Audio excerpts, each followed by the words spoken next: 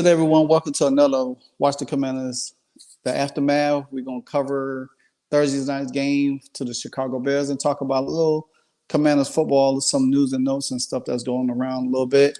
I have one of the guys that have been with me from season one, Merle. How you feeling, my man? And I'm feeling pretty good. I think I may be one of the only people that watched the game Thursday night and felt pretty good. Yeah. I'll get to that here in a bit, but All right. glad to be back. Glad All to right. be. Well, we about to hit that intro and then we're gonna take off. All right.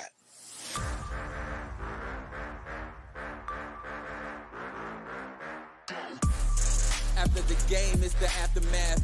Win or lose, we still wave our commander's flag. Riding with Wentz under center, making the pass. Jahan Dotson, young rookie, making a splash.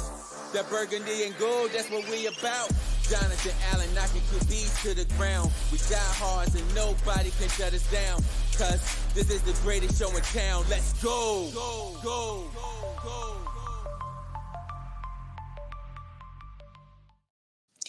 All right, you see it. We back. We back. If you're watching live, you can see the intro playing in the background now. StreamYard trying to do some creative things to make it more pleasurable. So I like it. I like the intro in the background. So Merle, a lot of people was not happy about the game Thursday night, particularly myself, because I wasn't expecting us to go play that way at home, to a Chicago Bears team that was bad on offense and defense. And we just fell apart from out of the gate, struggling to get the ball moving like we did in the Philly game. Because I think from the Philly game, that's why I felt like we was a little bit more, we played good. We should have had that game and then take the momentum. A lot of people say, well, it was a short week and all of that. I mean, if you have momentum and you feel good, you should have a pretty solid practice going into it. But I understand, you're traveling from Philly, going back, and then you still have to practice for like at least 2 or 3 days to get ready for a Thursday night game. So maybe that was a factor, but at the end of the day, we should have performed better than that. So give me your assessment of what you felt. All right. So let's take some of the positives here. Okay. The first is going to be Sam Howell. And if you look at our Washington offense, it is starting to turn into the Sam Howell show already. Mm-hmm. After the 4 interception performance against Buffalo, he followed that up with an excellent game against Philadelphia, where he takes us down the length of the field, one timeout, a minute 43 to force overtime. I thought that was a great step forward for the kid. And then he follows it up Thursday night with 37 for 51, 388 yards, 2 touchdowns, and 1 pick. Mm-hmm. He completed passes to 11 different receivers. Yeah. The kid is essentially a rookie coming out of Carolina, and then before that, Sun Valley High School here in the Charlotte, North Carolina area. Sam Howell is just really impressing me.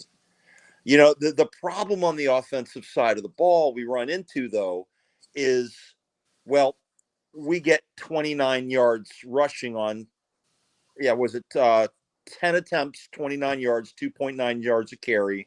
Mm-hmm. Sam Howell had 19 of those 29 yards. Yeah.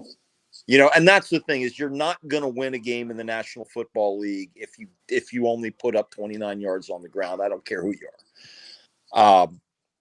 But this goes back to one thing that we've known since the beginning of the season, when everybody in the world picked us to be one of the worst teams in the league, is we don't have much of an offensive line. Mm-hmm. I agree with that. Go ahead. With no offensive line, and at least with whatever line that we have, Howell was able to complete passes again to 11 different receivers. And you know what? We scored 20 points. The first and second quarter were one question I want to ask you. Okay. When you watched that game, I thought I saw Chicago getting away with some picks early on. I just couldn't see how how our corners could let their guys get that open. Yeah, I noticed it in the Philly game too. The way they was running, when AJ Brown was running across the middle, a lot of the picks. And I think this is because one thing is that we don't have great linebacker play. Our linebackers can't pick up on it. They can't.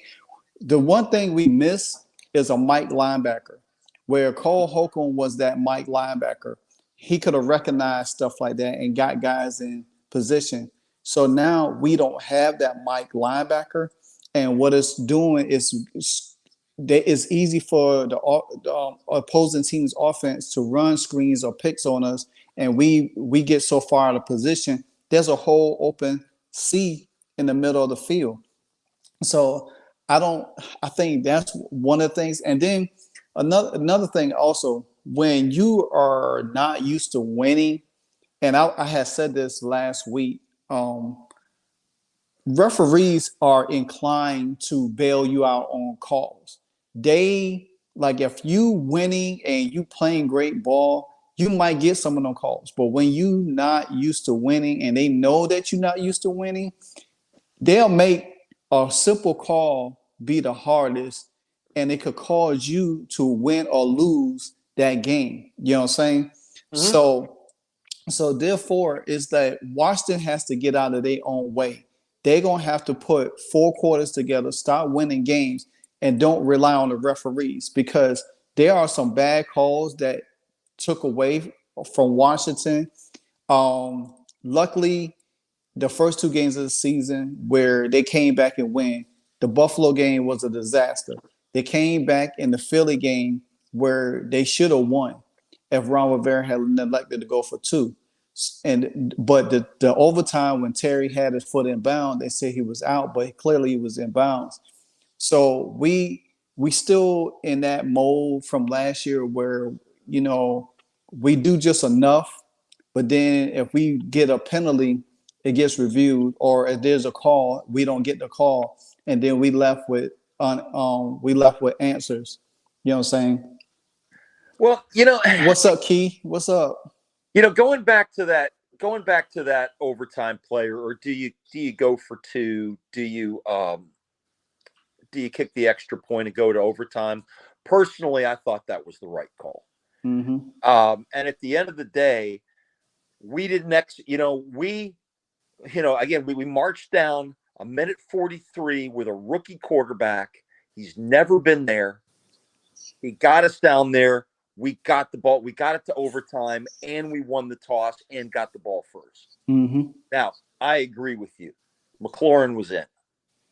McLaurin's foot is in. Who knows what ends up happening? But at the end of the day, we made the reigning NFC champions beat us in overtime with a 54-yard field goal.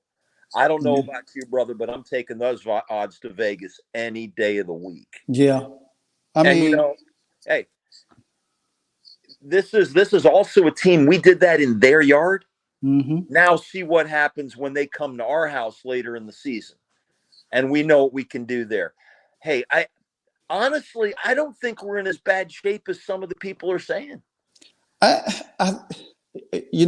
get a lot of flack of a lot of guys because it's just like a lot of us. We have high expectation for this team going into the season. I think this is probably the side I have ever been, and it's just guys at my job say, "Oh, y'all not gonna win a lot of games," and I say we gonna win 10 games. That's how much I gave them, 10 games.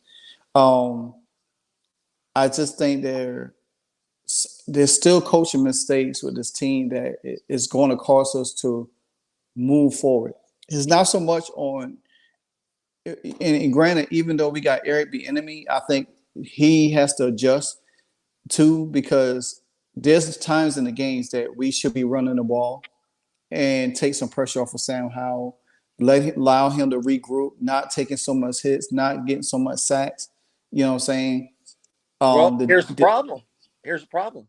When we get 3rd and inches and we can't convert 3rd and inches, mm-hmm. I agree with you. We need to run the ball. And I tell you, and if you look at what Sam Howell's been doing this season up to this point is so much more exciting and so much more amazing for someone of his age because he's getting no protection. Yeah. I really it's the thing is we are an offensive line and a linebacker away from being really able to compete. Yeah, you're right. I agree with you because, we all sit back and watch the 49ers play.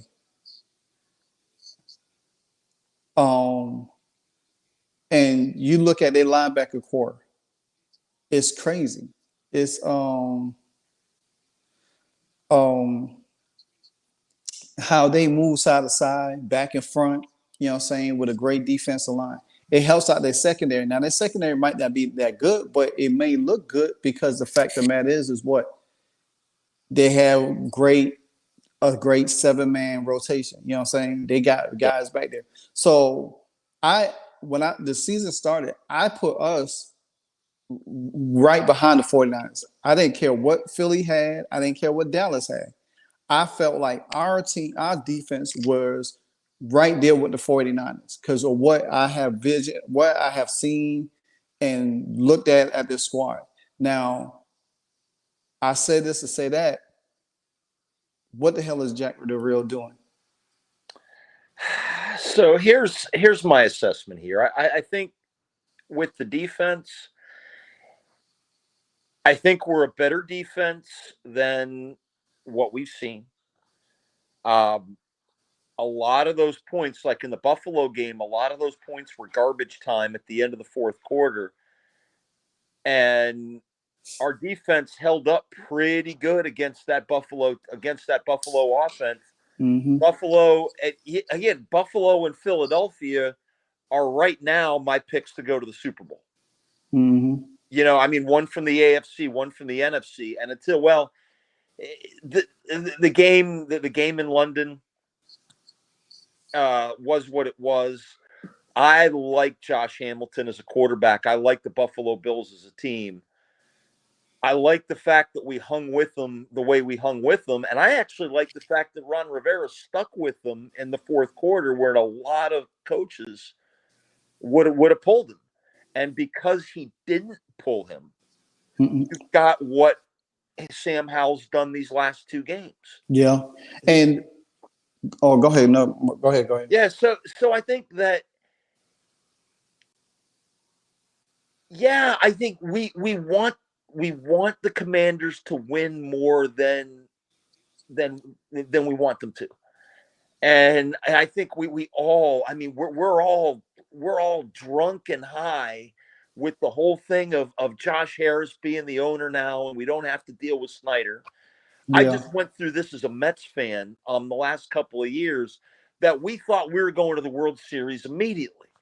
And it just doesn't happen that way. We had too many holes going into this season to really think about us being a real playoff team this year. Now, next year is a whole different story. Now, my thinking is this. Ron Rivera has not gotten an extension, and he's not going to. I think he's going to retire. And I think Jack Del Rio is going to go along with him. I think the only reason Eric Bieniemy comes over here as the offensive coordinator is because he's taken over as the head coach next year. My guess is that decision has already been made, which is why you don't bring in a defensive coordinator right now because who's going to make that decision. I think Del Rio's problem is that he's still running the same schemes as when he was a head coach in Jacksonville. Yeah. Oh no, go ahead. I'll let you finish. Yeah. So we have, it's like, because he's using these old, same tired and true plays, every team knows how to prep against us. We're the easiest team in the league to prepare against. Yeah. So this is why, and if you look, and it's the scripted plays at the beginning of every game that's killing us. Yeah. So, I was joking on my Facebook page. It's like, you know what? Get a bunch of potheads in the room with a PS5 and a new Madden game, and let's come up with something crazy. We've got some of the most athletic, some of the most athletic defenders in the National Football League. Let's start creating some plays that are going to play to their strengths instead of them trying to figure out what to. It's almost like figuring out how to fit into Jack Del Rio's box. You got to get that. You got to change that up. But then even so, I see a whole lot of improvement. And every game Chase Young is back, number 99, is doing more. He got another half a sack Thursday night. And I think going into this next game here on Sunday, I think we're going to be fine.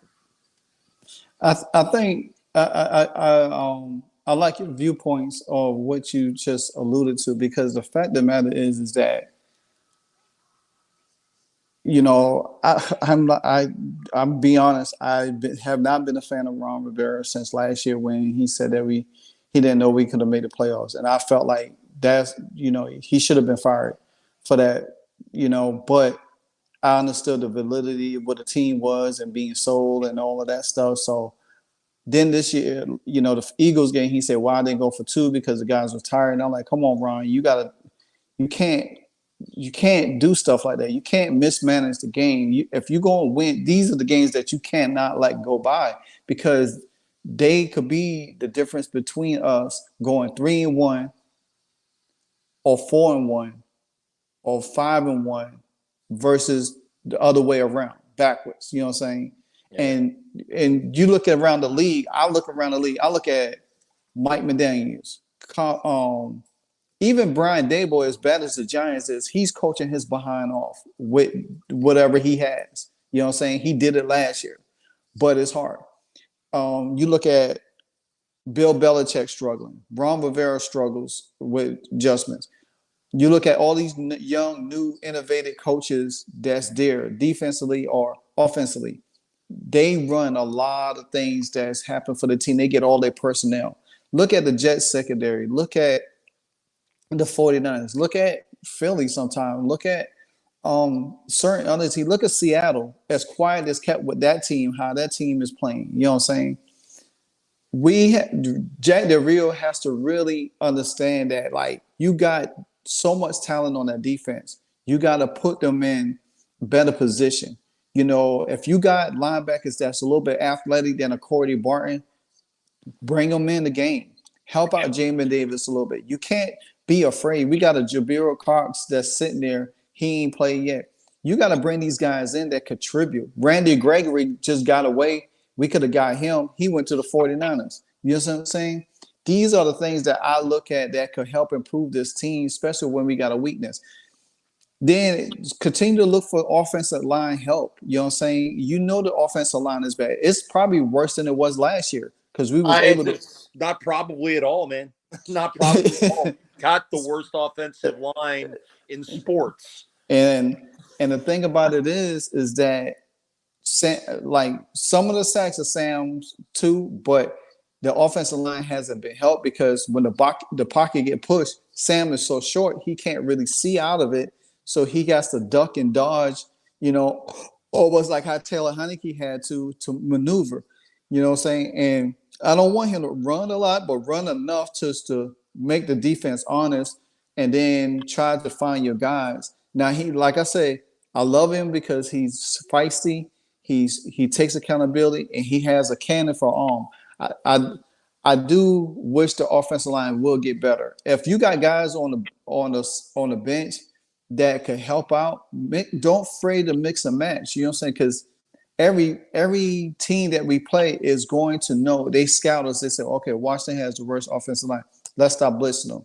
You know, let's not let Sam Howell get a chance because they know Sam Howell can put the ball down the field. So they don't want us to get him to sit back there and rip them apart.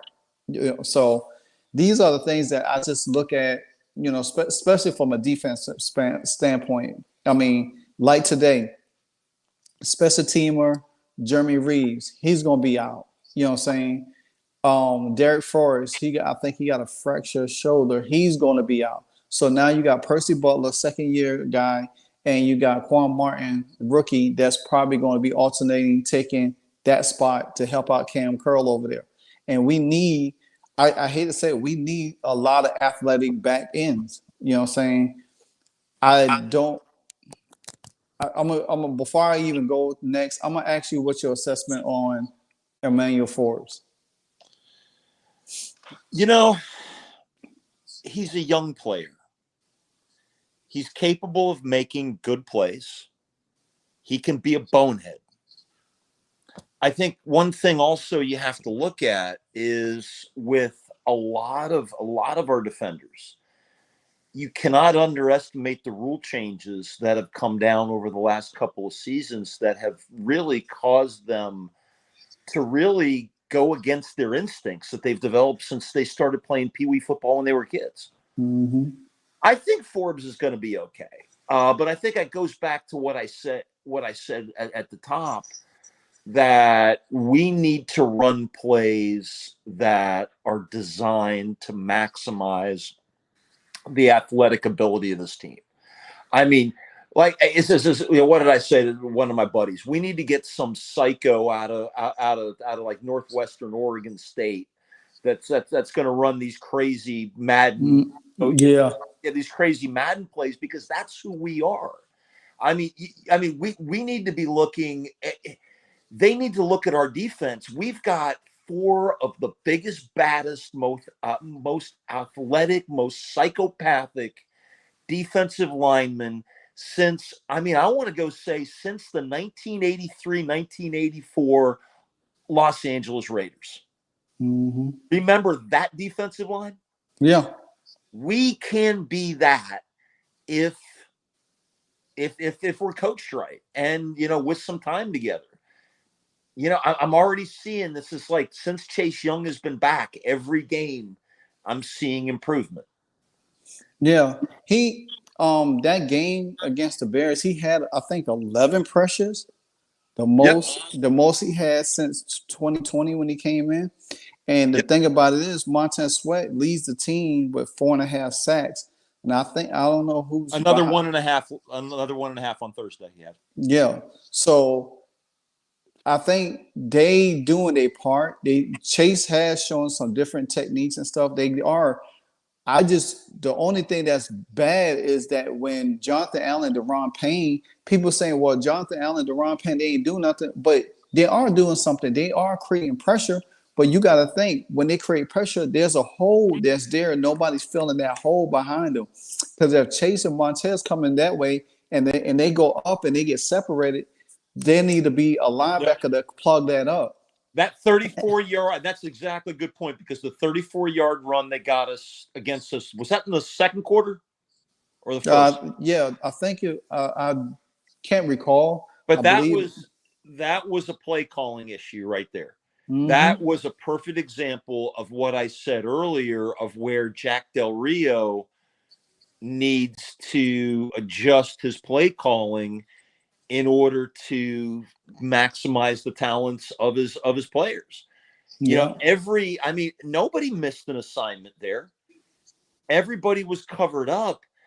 Chicago ran a play that was designed to beat our defense, and they did it. Yeah.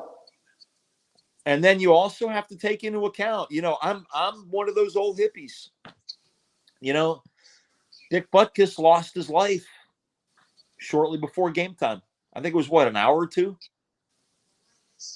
Do you remember what position Ron Rivera played? Linebacker. Ron Rivera and Dick Butkus were very close. When Rivera played, Butkus was a mentor to him. Mm-hmm. And they maintained a friendship throughout their life. And then Ron has to stand on the other sideline. Now, this is the No Football League, which stands for not for long if you don't man up and get things done. But, I'm going to give the man a pass as far as his so-called lack of emotion on the field.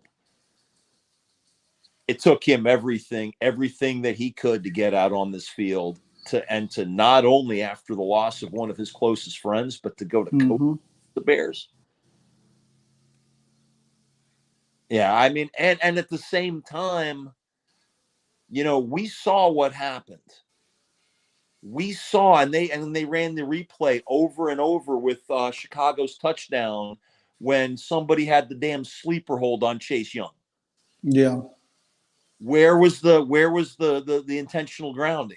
And to your point, these are the things that Ron Rivera need to start talking to his press conference, taking to the league, and start saying, "Hey, these guys are getting held a lot. These guys are getting hold. They're getting hooked."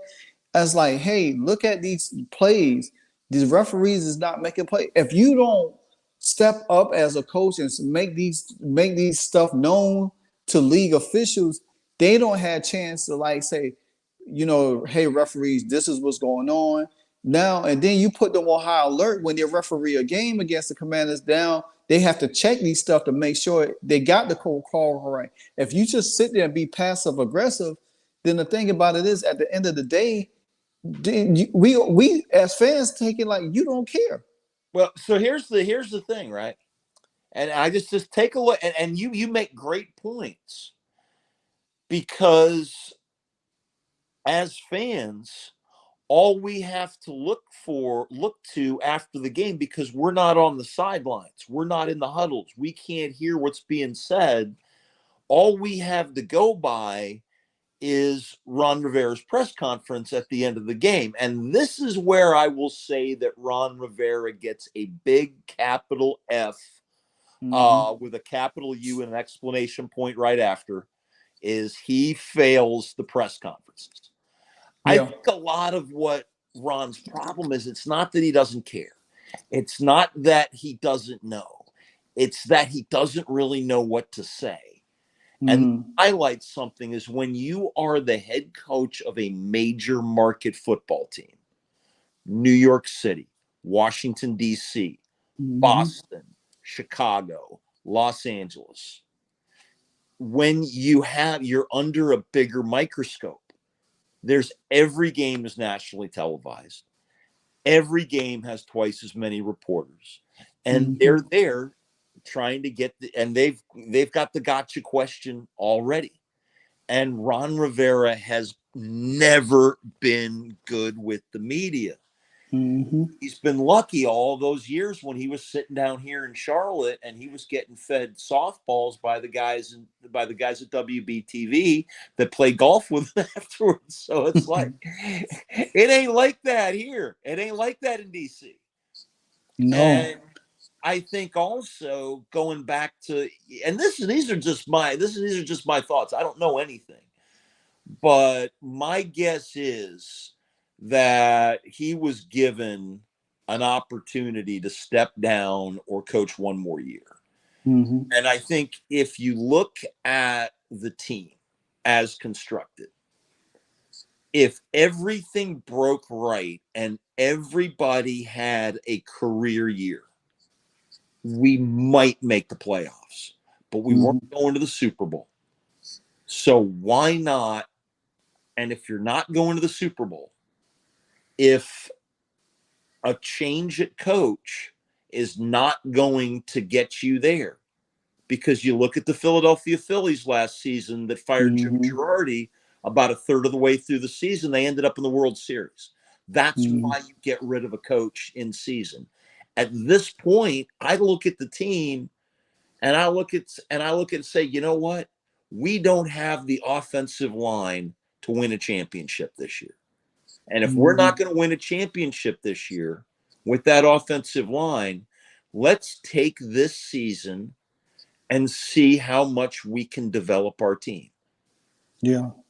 I don't think we win more than six ball games this year. And I think if we do win 6 ball games, but we see consistent improvement from our young players now, and look what's going to happen as long as Howell can stay healthy, because he's a smart kid, man, and he's accurate. You should have seen his slider in high school. I mean, the kid had a 93-mile-an-hour fastball too as a junior. So that's Yeah, but I like what I see. I think we just need to, here in DC now, we just need to manage expectations the rest of the way and look for consistent improvement. And then let's go draft nothing but O-line. And if we can get the meanest, most psychotic linebacker that we can find, that's what's going to get us to the next step, especially if with Sam Howell coming in the next season with a whole season under his belt, and then maybe Eric Bieniemy running the show next year. Yeah, I think that because you made a lot of good sense, that where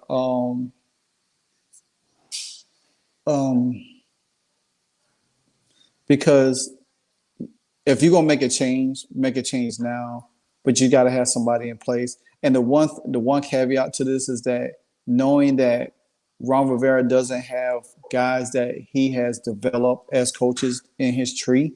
Same thing with Jack Del Rio. So it's like we kind of stuck with them in a sense where but the only good thing about Ron Rivera case, because you do have Eric Bieniemy there. You know what I'm saying? So that does make validity. It does make a great deal of sense. Now, the only thing I think could change, saying that since Ron Rivera makes all the decisions, roster decisions and stuff like that, the GM decisions, why not take that from him, give it to somebody else, allow them to do it? I know Martin Mayhew, Marty Herney, all of them there, but allow them to say, hey, okay, we need to look at this roster. This is what we need. Allow Ron Rivera just to coach the season, not doing so much of the GM type of work and stuff like that, and trying to coach at the same time. That's where I think it needs to separate at this point of the season. Say, hey, Ron, you're doing a great job. Coach the team. Let us worry about personnel right now, because that should have been that way from the get-go. And I think that you'll start to. I think we're already seeing this in the National Football League, is that you're not going to see too many head coaches that are going to get the head coach and GM. I think that you really do want another person there, because, like you said, focus on coaching the team. And I think you make a great point, because, again, I don't think we are a playoff team as constructed this year. Then Ron Rivera is best by, as Herb always said last season, Ron Rivera is a leader of men. Be that leader. Be that coach. Be that mentor. Help guys like Sam Howell become the best he can be this season. Mm-hmm. Help Forbes become the best he can be. Help Chase Young become the best he can be. Getting rid of some of these tendencies to make the bonehead play. I already saw it the last two games, especially the last game, where Chase was able to pull up at the last minute when he knew he wasn't going to get the sack. When his first couple of seasons in the league, he'd still plow into the quarterback and get the 15-yard tacked on. And then all of a sudden we go from almost a three and almost a punt situation to them getting 15 yards and automatically in field goal range. How many times did that happen the last couple of years before Chase Young got hurt? I've already seen him learning from that. With another season behind his belt, especially if he can remain healthy the rest of the season. Yeah. I think Chase and Montez, I think they got, when they together, they feed off each other so much, just like Duron and John does. They feed off each other so much. And that's why I say that the linebacker part is so crucial to this team, is that you got guys that you should try to play in and maneuver, because you got a decent secondary. You just don't want them to be so much exposed if your linebackers is not helping out. Now, they did try to change up something in the Chicago game where They was blitzing more to get, move Justin Fields out the way. I'm about to say Justin Herbert, move Fields out the way. So therefore, it makes a great deal of sense for Chicago. I mean, the Commanders to take that formula into the next game and say, hey, we looks like we found something. You know what I'm saying? Because you got to think, Desmond Ritter moves out the pocket. He ain't, but you could get to him quicker, than a running quarterback, because you got to corral them and close the pocket. Now, we did a great job against Jalen Hurts a week ago, because he didn't run that much versus to what he was doing against everybody else. Like yesterday, he was running the ball, but but it was double teaming. They was double teaming Aaron Donald and stuff. You know what I'm saying? See, with us, they can't double team nobody on our team, so they have to really kind of like pick and choose how they're going to play us. That's the difference of having a set of 7 that is so great. A good 4-man front defensive line. So, but I think if they take anything from the Chicago game defensively and say, okay, we did do some stuff and stop playing it every game, I think they'll come out on top. The season ain't lost, but the way they playing make it look like the season is about to be lost, because the fact of the matter is that I still think they could get 10 games, but they're going to have to play their tail, and Ron Rivera him and Eric Bieniemy going to have to get together and figure out how they're going to have to mass block a little bit. They're going to have to put like somebody, they're going to have to put like Cody Barton in, not Cody Barton, but the tight end, Bates. They had to put Bates in so he could be like an extra lineman to block, to help out and everything like that.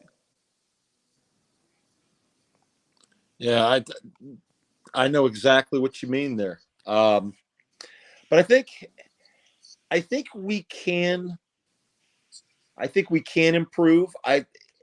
So we got Atlanta on Sunday, right? Yeah. There were some challenges that we ran into on Thursday night that I don't think are going to be challenges for us on Sunday. Mm-hmm. Being that you have a situation where, I mean, I hate to say it, is that game was decided before the game even started. Mm-hmm. No, I'm not saying the fix was in. I'm saying that, the football gods may have just conspired. Yeah. Like I said, it had been 340 days, since the Chicago Bears had won a game. And you lose the Chicago Bear. I mean, it wasn't just any Chicago Bear. Yeah. Butkus was the Chicago Bear, other than George Halas and Walter Payton, who already are in heaven. So for you to say that, it's like I kind of felt that way, because I didn't say the fix was in, but I think that, hey, Ron Rivera, his motions and stuff, his head probably wasn't clear.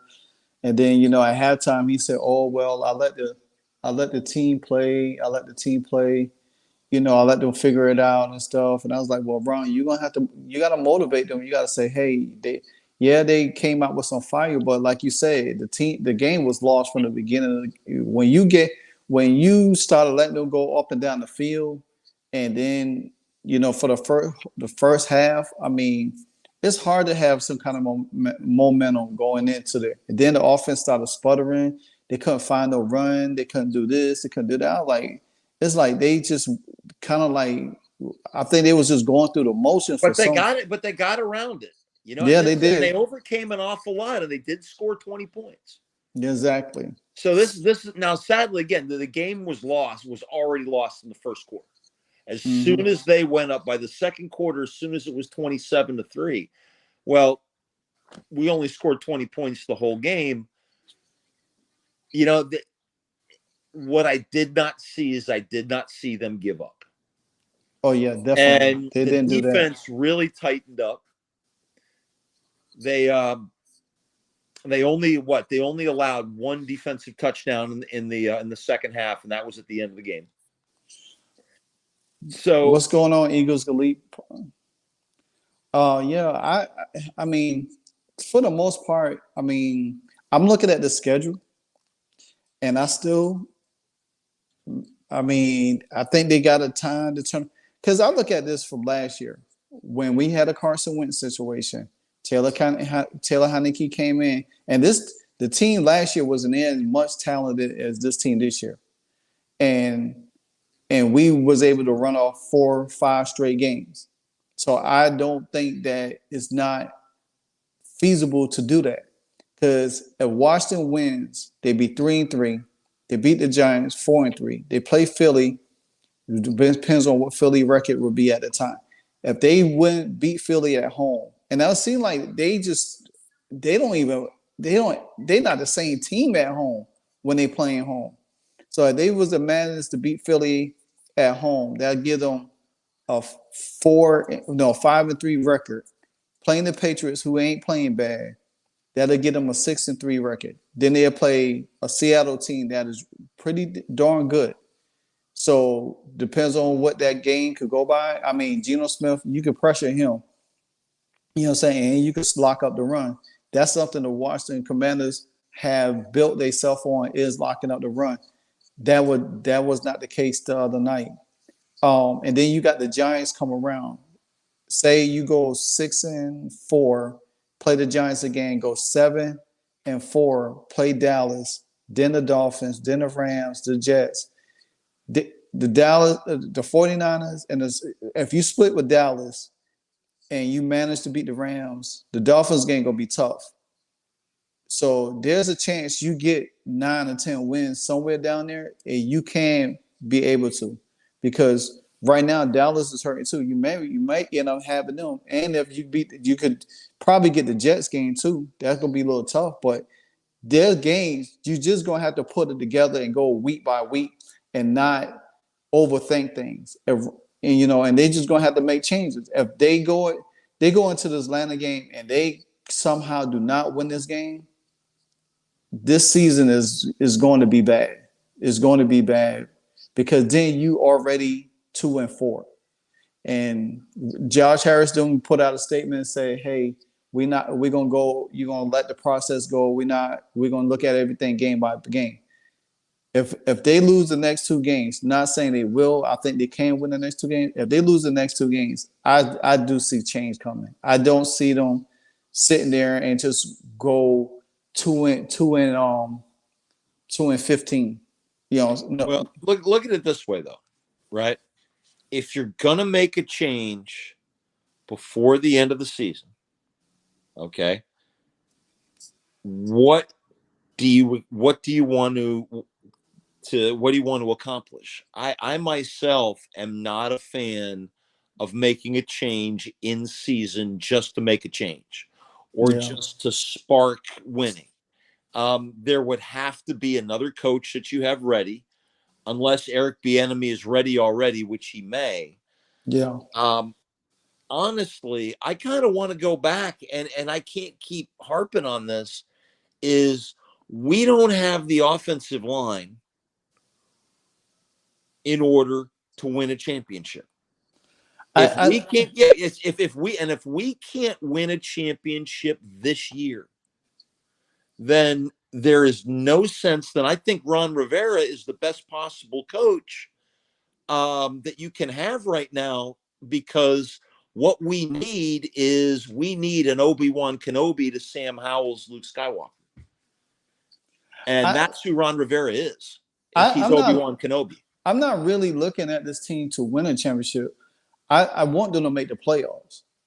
I think Ron Rivera being here for the 4th year illustrates that we have not gotten over 8 wins. And yeah, the roster was building in that time, but our chance to make the playoffs with last year would have solidified everything. We could have easily had 10 wins last year. They was right for the taking.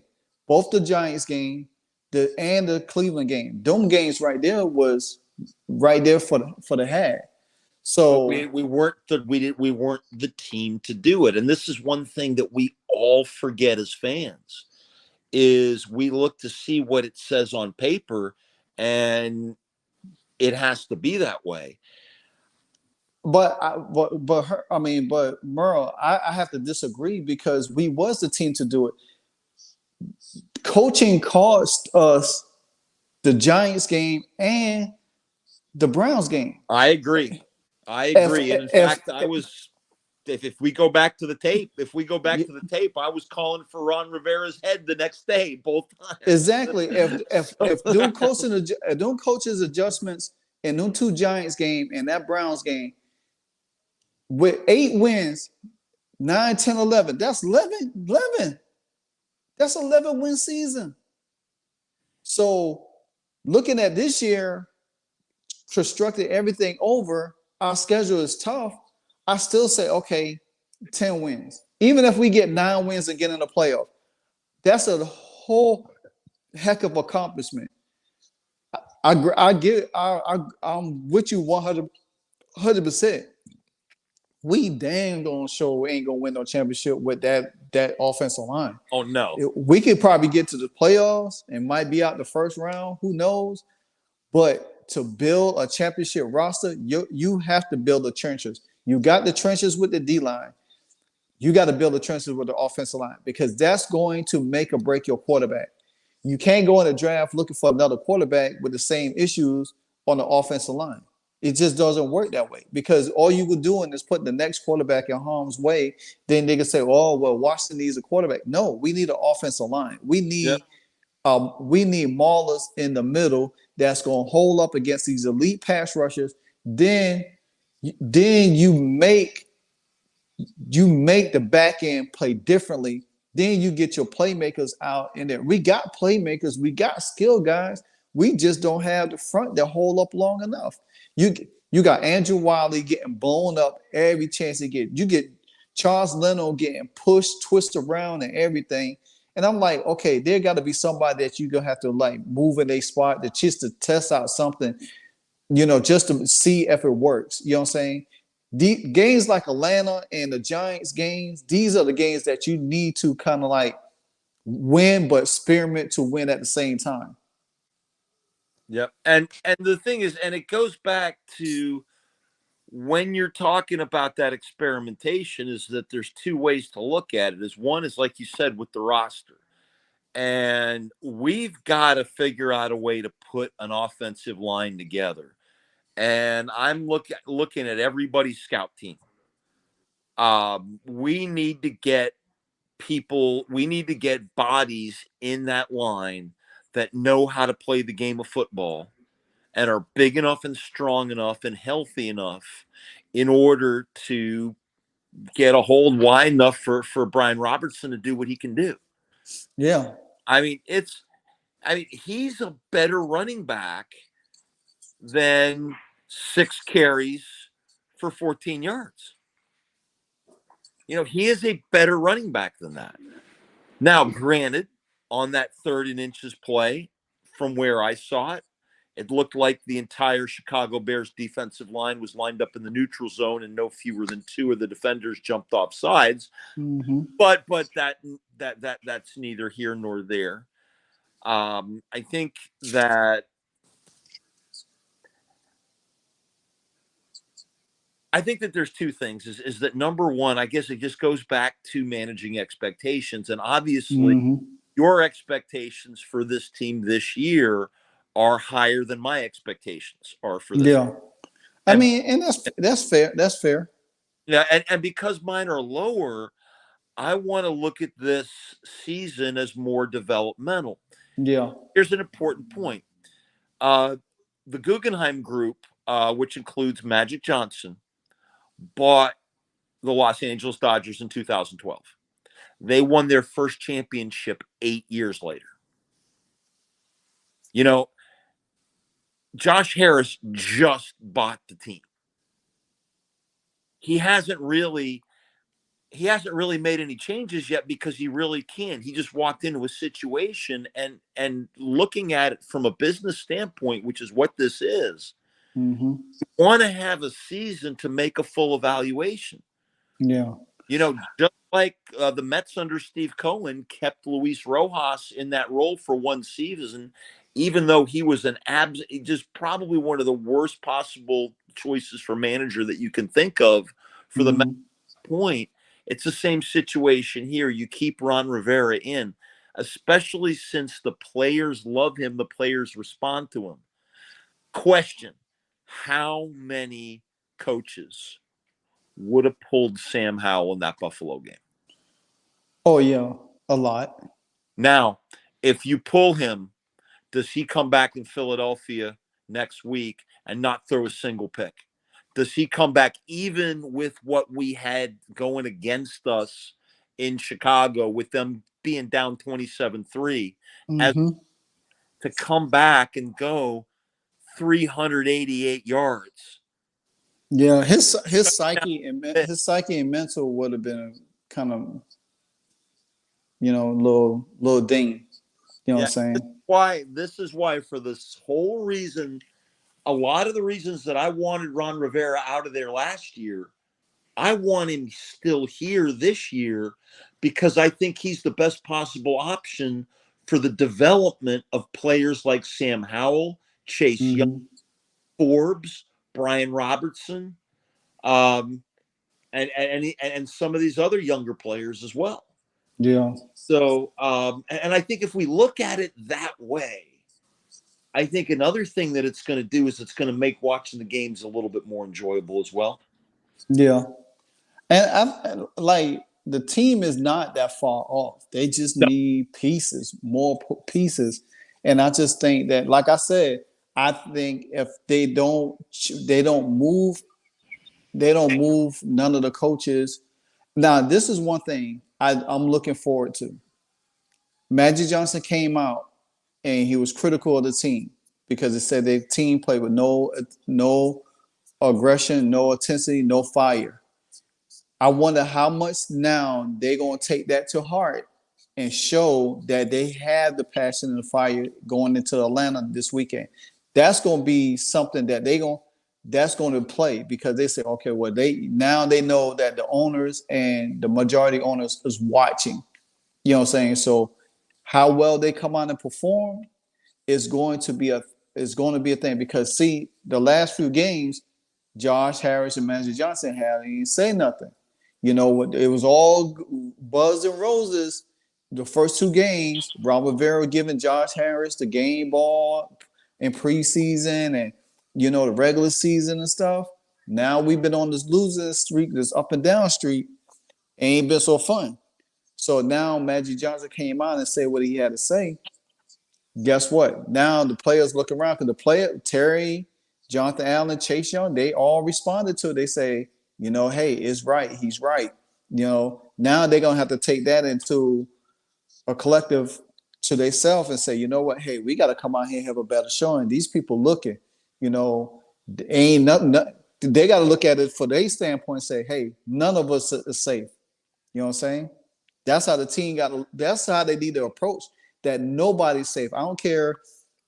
Jonathan Allen, Jonathan Allen, Deron Payne, Terry McLaurin, they all signed contracts. Chase and Montez hasn't signed. Cam Curl hasn't signed. They all need to look alike. They audition to be at this St. Juice needs to step up. Yeah, he does. He's this year is like coach him up or coach him out. This is like a couple of names. He's the guy. He's the player on my hot seat right now. Benjamin St. Juice, he is a much better player than he's shown up to this season. I don't know what's going on. Do you know if he's hurt or anything? I don't know. I think the inability of him not starting at his regular corner spot and allowing Forbes to be there and they moving him to the slot, it's not his natural position. They need, to me, honestly, I think they should have just let Forbes play slot because he can move. He's slender. He can move a little faster that way than backing up and trying to play a bigger receiver. I understand what they're doing to get his feet wet, but you're risking too many deep throws with him. You know what I'm saying? Allow somebody like St. Jude's who has a bigger body that has the neck to move against a receiver like a DJ Moore and a AJ Brown like he was last year. So if you move Forbes to the slot and allow him to play a slot receiver, stay with him a little bit, he could probably use his speed, his slender to like intercept balls or knock balls down. But sitting out there on the island by himself and he's getting torched, it's I know the young man, he wants to thrive so bad. You can see it in his face. Oh yes. But at the same time, he knows that he's gonna be tested every week. You know what I'm saying? You had Stephon Diggs. You don't have AJ Brown. And you have Marvin Mims and all of these guys. I mean, it's one after another, and it's not gonna get no easier because you're gonna have Drake London this weekend. Mm-hmm. Now you're gonna have probably Darren Waller next week, and you're gonna come back to AJ Brown again. So I mean, there's a lot there to be a desire, but at the same time, I think they need to let St. Jude's go back to his natural position. Because Forbes is still a young player. Exactly. And I know what he came up as, but sometimes you have to realize that the needs of the team are greater than your own needs. Mm-hmm. So you know what, Forbes? You're going to learn how to play the slot because St. Jude's already knows how to play that other position. Put him back there. Because that's the thing is there is no way DJ Moore gets that open. Yeah, exactly. With St. Jude's on. Yeah, exactly. Because you know what, St. Jude's, because we know, because we've seen it. We've seen St. Jude's, which is one of the reasons why DJ Moore's in Chicago right now and not still here in Carolina. Exactly. So, I mean, all said and done, I mean, I definitely think after Thursday's game, I told myself I'm going to take it one game at a time, assess everything, the good and the bad. If we win, assess the good and the bad, and just take it one game at a time. I just I expect this team to come out. Sunday with a little bit more fire. I think Magic Johnson coming out and talking, and it should light a fire in them. It should light a fire in. Ron Rivera said that the players was pissed off. So let's see how pissed off they are. Let's see us go and dominate Atlanta Falcons team, not sit there and struggle with Atlanta Falcons team, dominate them. Sam Howell could get the ball up and down the field. You know what I'm saying? It's time to, to me, I think I'm going to go back to offense real quick, Sam Howell.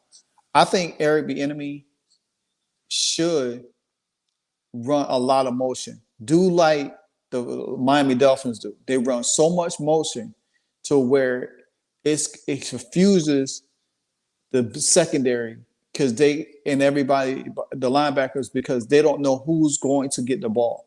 If you run a lot of motion, misdirections, and keep motion a lot, it's going to not allow the defense to sit back and pay, focus on what you're trying to do in a base offense.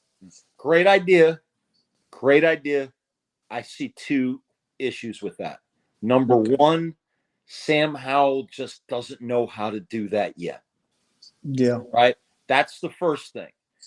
The second thing, and I want to go back to this last game. Sam Howell isn't going to need that as much as some others because if you look, he completed passes to 11 different receivers. Yeah. In that game. We're already there. They already have no idea who Sam Howell is throwing the ball to. He knows how to check down because Sam Howell is that much prepared. He's the son of a coach, right? His father is actually now the head coach, I believe, at Cuthbertson High in just outside of Charlotte.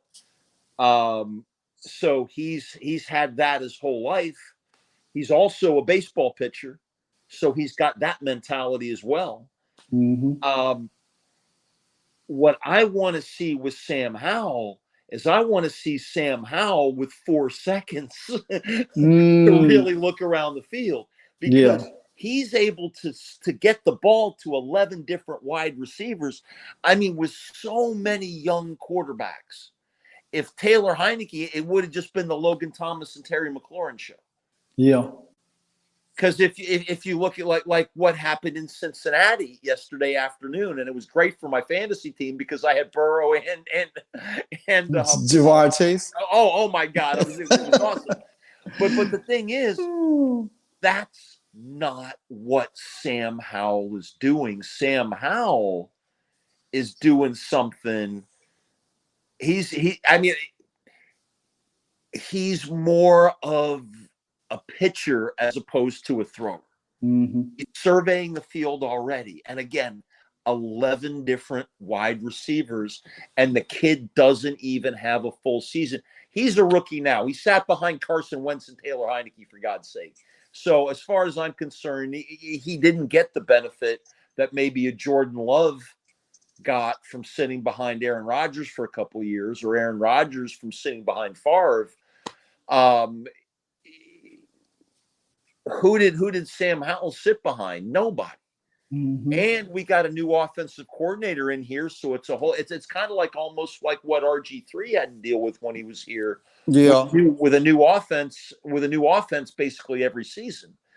Now, I think that what we're getting here is we're getting a little stability, because I really do believe that Eric Bieniemy is going to be our head coach next year. Yeah, I do too.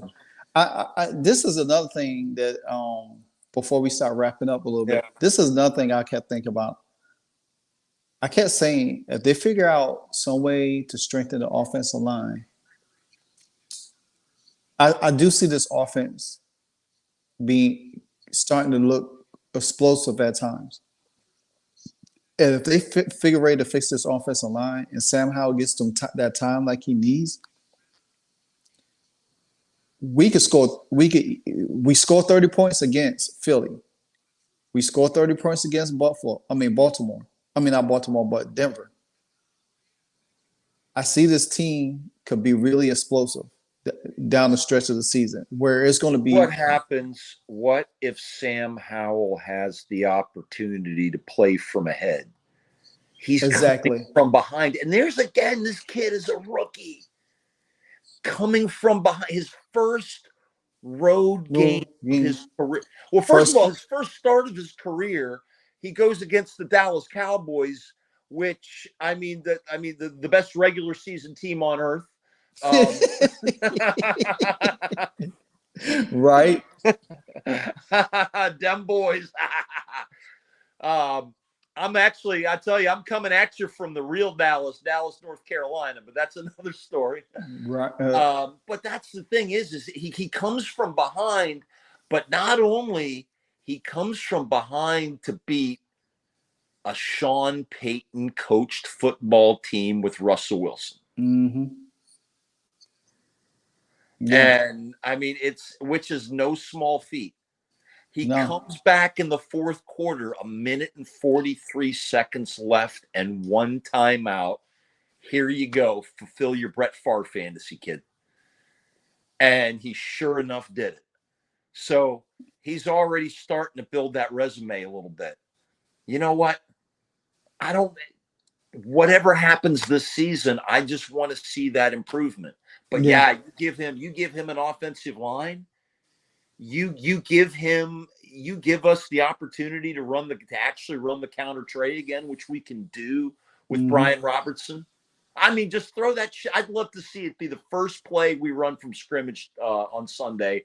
Run the counter tray, block it properly, and see if Brian Robertson can get 5 to 7 yards on first down. If we can do that, and then start to just get a little bit more of a running game, then that'll open up the play action. Yeah. That'll allow Sam Howell to maybe stay in the pocket a little bit and see what he could do. So Sunday's game, Give me your prediction.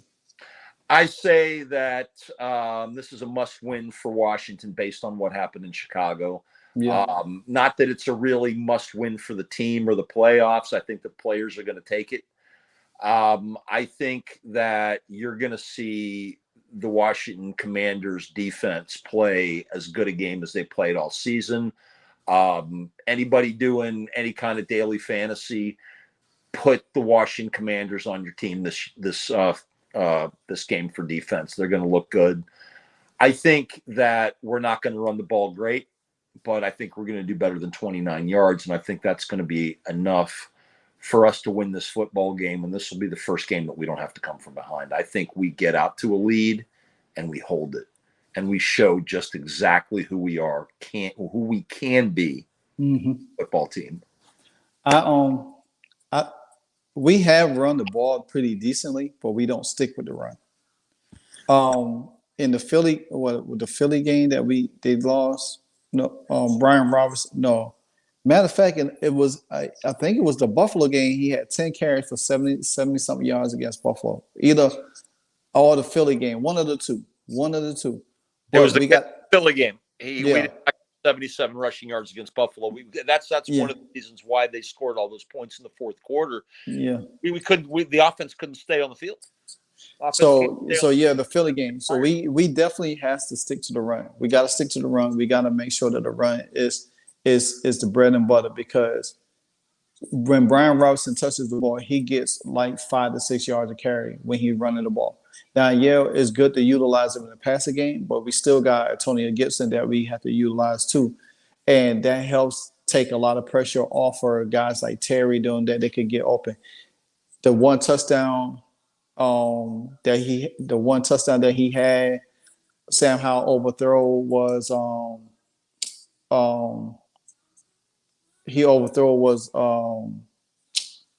De'Ami Brown for that touchdown. Because when he stepped up in the pocket, if he didn't step up too far, he could have just like made one step up, but he took 2 steps up and threw it. But if he had just take a step and just threw it, he still would have hit him in stride for a touchdown. But there's some of the he'll learn that. That's one of the things that he's going to do between this that he's already doing now. Yeah. If you look at everything he's done, I've seen him make some kind of step forward in his development each game, going back to the Dallas game last season. I absolutely agree. I agree with that. So my prediction for this game is that I think Magic Johnson lighted a fire under these guys. I think these guys are going to come out with a lot of intensity. I think I'm going to say I'm going to get them 24-10. I'm going to get them a 24-10 win. I like that. I'm going to go a little bit better. I'm going to go 31-3. Okay. And that extra 7 points is going to be a defensive score. I'll take that. Maybe Forbes get his first INT, his second INT of the season. And he came close. He's been coming close to get some, because he got one on the season, but he had 4 that he could have had. 2 in the Philly game, 1 in Buffalo, I think. And then one in Arizona. So he could have had 5 right now. So it's coming. I think that also we're due for some calls. Yeah, we due for some calls. We're due for a couple calls, and especially now. And I can assure you this: Ron Rivera may not have told you this in the press conference, but he's sure as sure as the sun rises on Sunday that he's talked to his front office, and the front office are talking to the NFL, and the NFL is going to be talking to the officials. Hell, what you saw there with Chase Young. They had the sleeper hold on him, for Christ's sake. Yeah. And let me ask you a quick question. If Desmond Ridder struggles, will we see Taylor Heineke?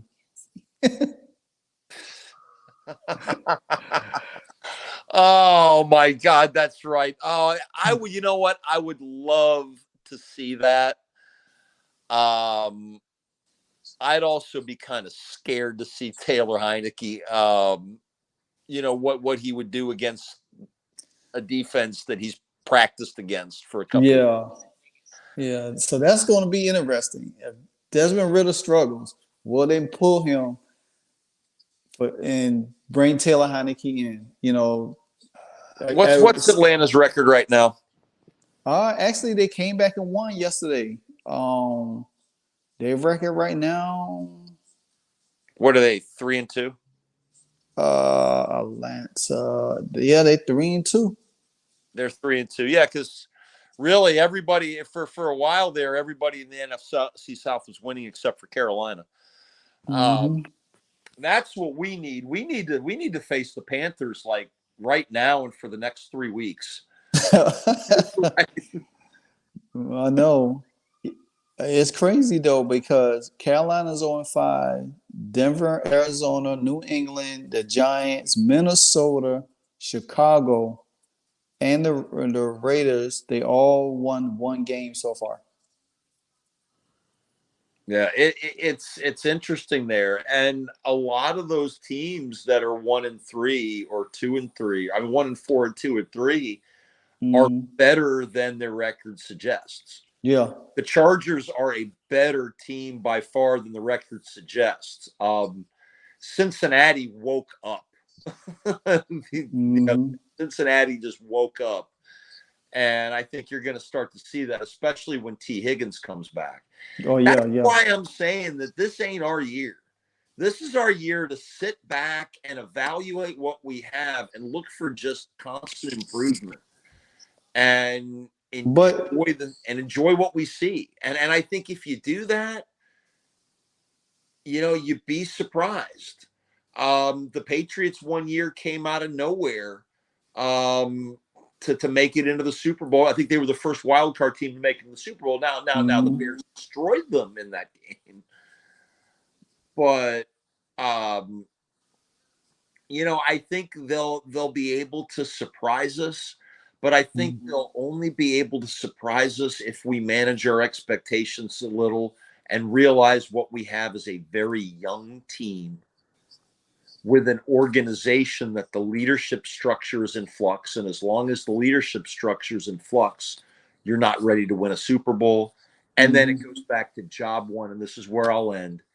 If you do not have a first division offensive line, you will not win in this league. And it's been that way since they started playing games. It'll be that way when they stop playing games. It's about the offensive line, and we don't have one yet. I agree with you. And with that being said, that wraps up our episode of Commanders on the, well, I'm about to say Commanders on the Daily. Watch the Commanders, the Aftermath, where we sat down and went over a lot of great stuff today, me and Merle. Glad to have him back on the podcast. It's been fun. It's been enjoyable. A lot of insight. Definitely love talking to you because you have a lot of history, a lot of stuff that I love building on. Well, thanks a lot. And hey, let me know. I'd love to come back again. This is fun.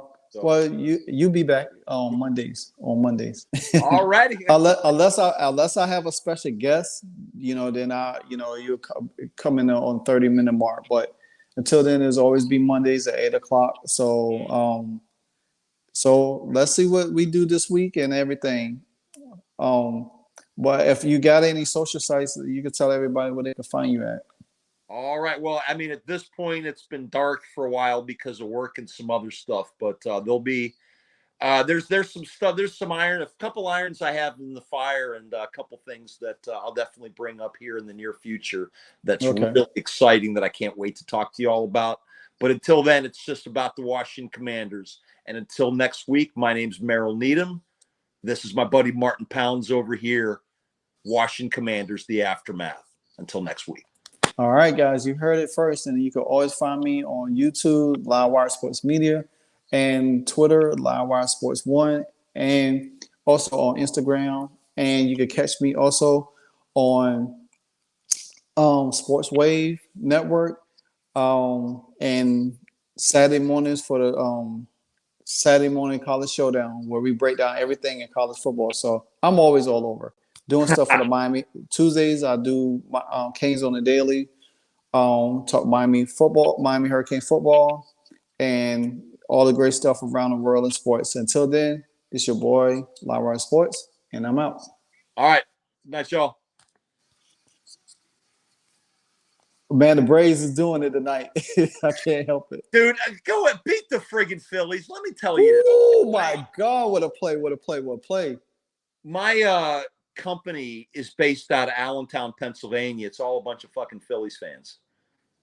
I think we're still live. Man, check this out. They hit it deep in the field. So hey, Martin, we're still broadcasting, bro. Yeah, I got you.